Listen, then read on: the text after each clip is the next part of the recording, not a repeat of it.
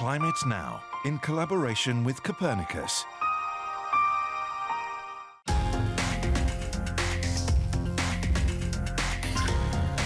Hello and welcome to Climate Now. This month we're here in Slovenia to ask how they're adapting to the threat of heavy rain after much of the country was hit by devastating floods last year.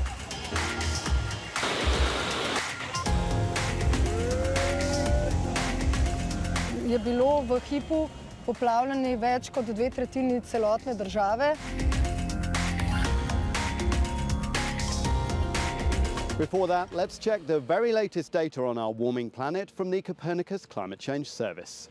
We can now confirm that 2023 was the warmest year on record. This graph of annual averages since 1967 shows last year was almost 1.5 degrees Celsius above the pre-industrial era.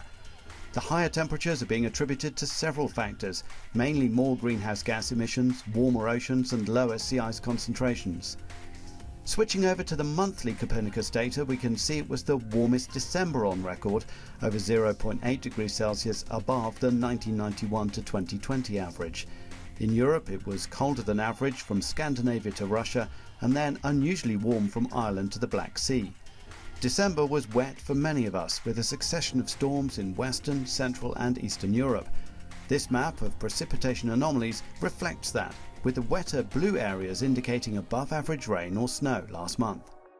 Now to our report asking how Slovenia is adapting to the rising risk of heavy rain and flooding.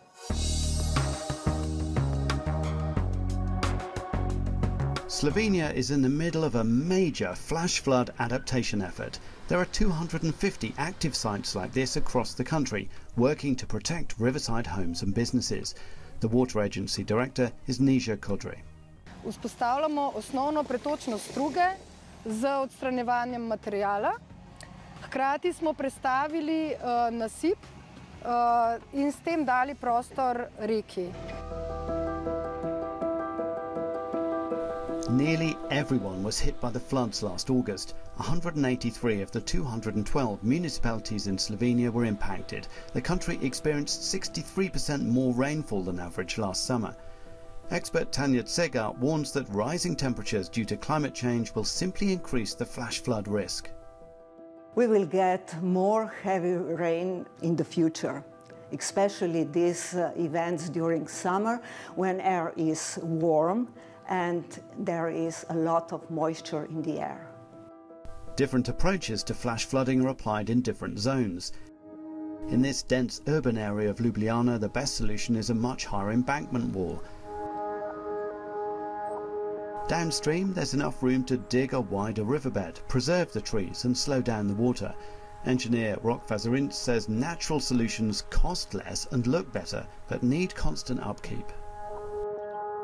To vzdrževanje bo potrebno ravno tako praviti vsako leto, recimo tudi dvakrat na leto, odstraniti vegetacijo, ki je preobsežna ali pa ki recimo mrtva drevesa, padla drevesa, da se bo stvar obnavljala po naravni poti. To help pay for these works, the government has raised taxes on banks and businesses for the next 5 years. Minister Boštjan Šefić justifies the choice.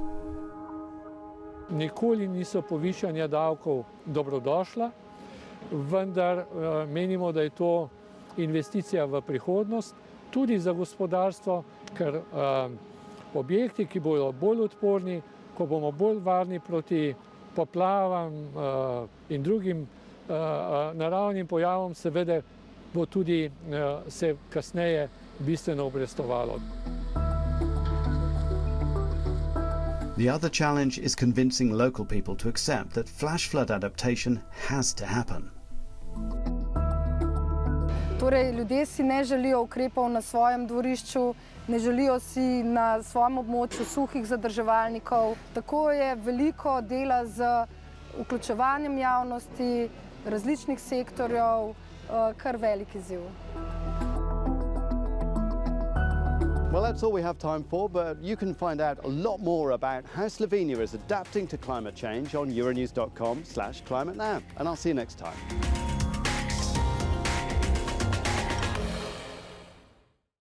Climate Now, in collaboration with Copernicus.